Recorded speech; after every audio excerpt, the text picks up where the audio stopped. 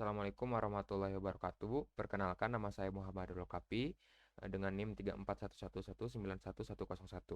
Di sini saya akan mempresentasikan hasil tugas saya, yaitu tugas jaminan kualitas perangkat lunak, yaitu tentang melakukan software testing. Nah, untuk melakukan software testing ini, saya menggunakan aplikasi sistem pendataan dan penggajian karyawan. Nah, untuk operasi produknya atau aplikasinya, sistem aplikasi pendataan dan penggajian karyawan ini dibuat oleh Tasrin Adi Putra yang saya dapat melalui GitHub-nya yang di-share secara publik. Untuk GitHub-nya ini nanti mungkin saya share juga untuk link GitHub-nya di deskripsinya YouTube-nya.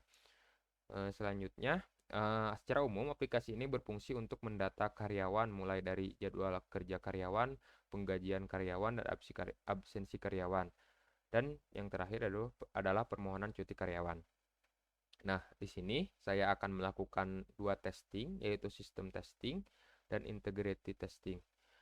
Untuk sistem testing di sini akan ada fitur utamanya di sini. Langsung aja lah ke fitur yang akan diuji. Untuk fitur yang akan diuji seperti ini, kurang lebih login sebagai dan lain-lain. Mungkin di sini saya akan langsung jelaskan aja ke dalam demo programnya, sekalian mengecek apakah pengujian ini sudah benar atau tidak gitu ya. Mungkin di sini langsung aja kita ke pengujian yang pertama, yaitu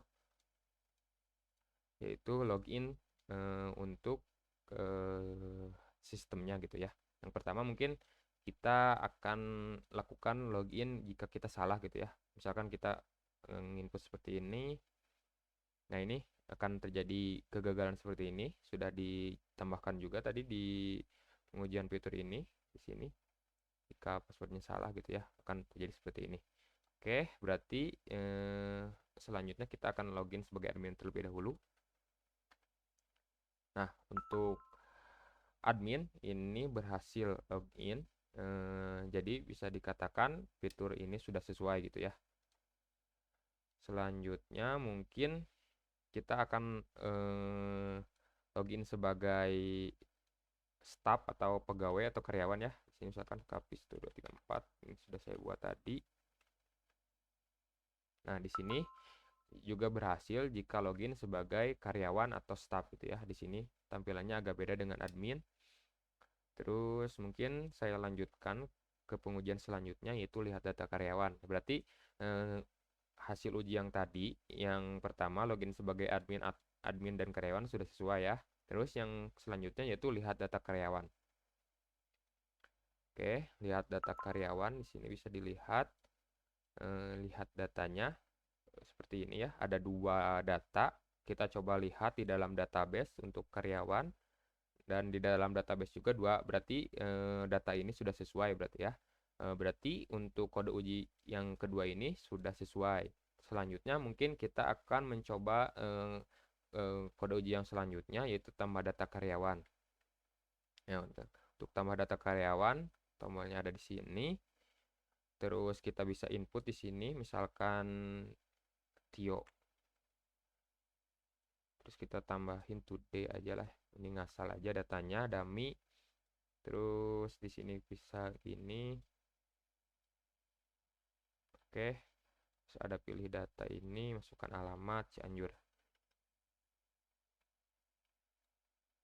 Oke, di sini misalkan kita ketik aja username-nya. Nah, ini ada pilihan untuk buat akun user atau untuk karyawan ini. Maksudnya untuk buat akun user ini adalah dibuatkan akun untuk login sebagai karyawan seperti tadi gitu ya.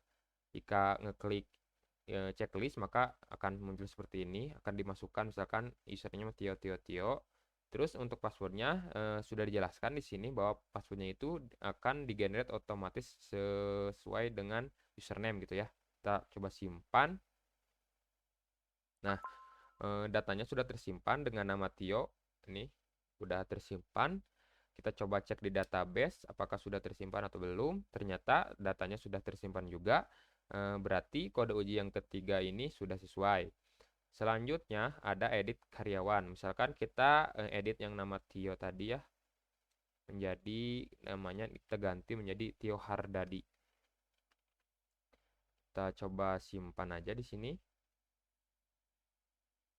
Nah, untuk pengubahan data atau edit data sudah juga berhasil di sini, sudah terubah datanya yang tadinya Tio menjadi Tio Hardadi. Kita coba lihat di database dan di database juga udah sesuai gitu ya sama data yang ada di sini.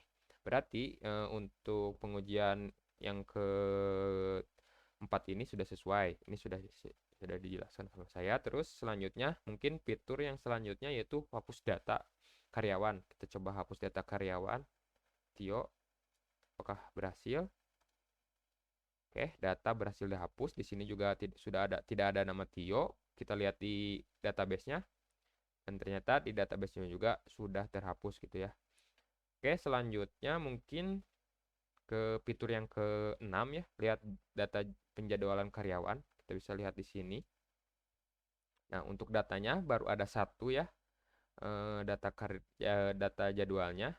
Mungkin kita bisa lihat di database atau apakah sudah sesuai atau tidak.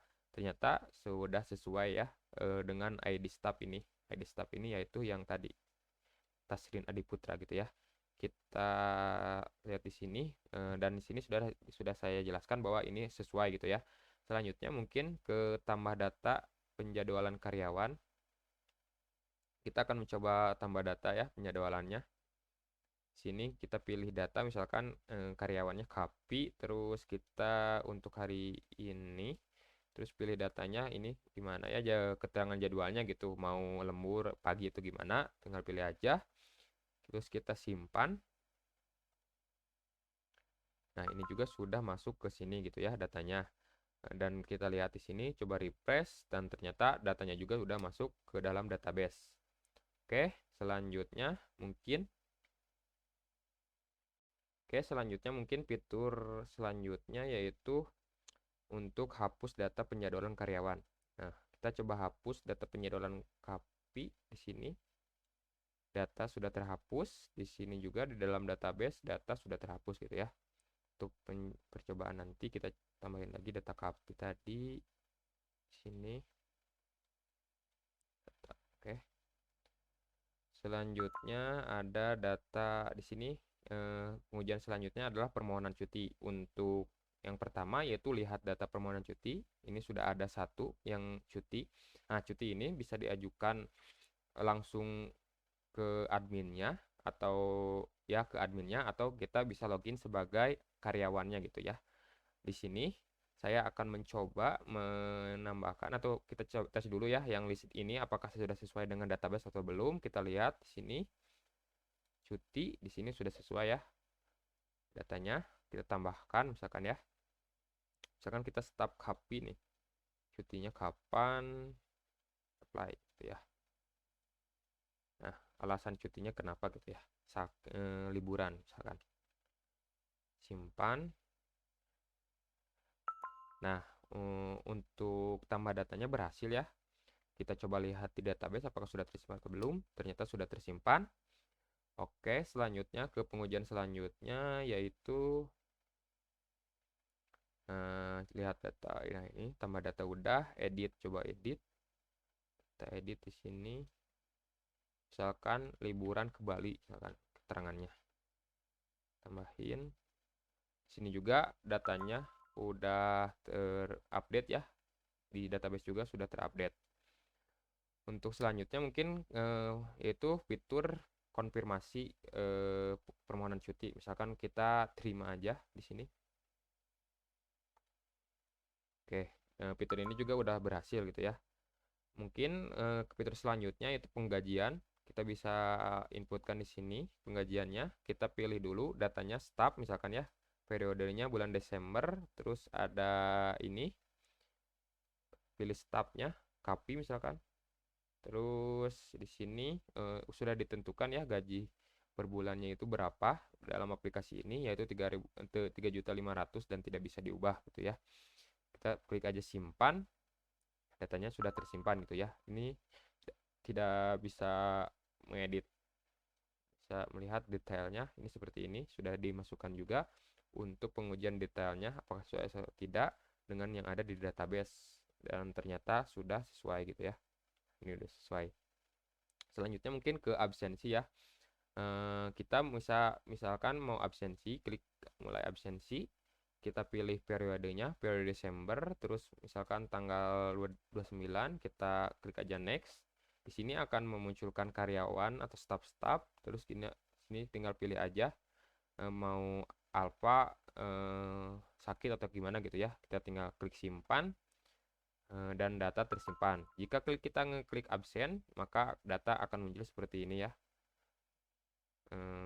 Copy itu berarti 2 kali 3 masuk gitu ya. Setelah itu mungkin ke kesimpulan ya, sesuai dengan apa yang telah kita lakukan pengujian tadi. Berdasarkan hasil pengujian, saya menguji sebanyak 20 fitur tadi kurang lebih. Dari hasil pengujian tersebut ternyata hanya ada satu fitur yang tidak dapat merespon ketika dijalankan, yaitu ketika kita melakukan hapus penggajian karyawan di sini.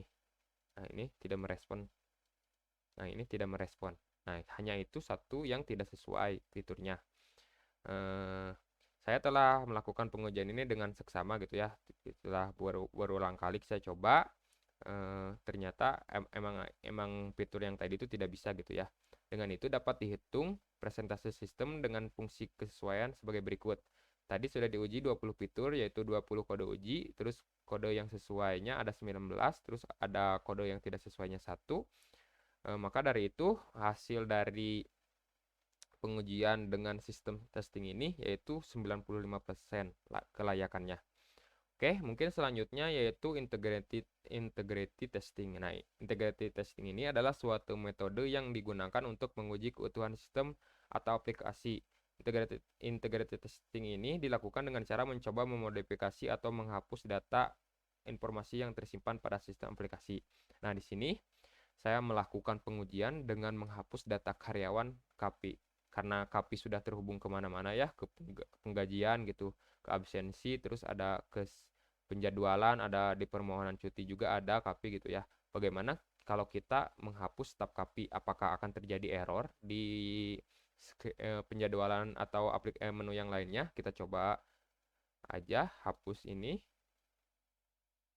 Nah, setelah itu kita lihat. Nah, di sini juga sudah terhapus penjadwalan dengan nama KAPI tadi atau karyawan KAPI ini. Berarti dengan itu pengujian ini berhasil gitu ya. Setelah melakukan penghapusan data master atau data karyawan, ternyata tidak terjadi masalah dengan aplikasi atau menu lainnya seperti di penjualan, permohonan, penggajian, dan absensi. Nah, ini. Hal ini menunjukkan bahwa aplikasi ini mampu menjamin keutuhan data yang tersimpan di dalamnya, serta mampu terus bekerja dengan baik meskipun data tersebut dihapus atau diubah. Dengan demikian, aplikasi ini telah lolos untuk integrated testing. Mungkin segitu saja presentasi dari saya. Mohon maaf bila banyak kekurangan atau kesalahan kata. Saya tutup. Wassalamualaikum warahmatullahi wabarakatuh.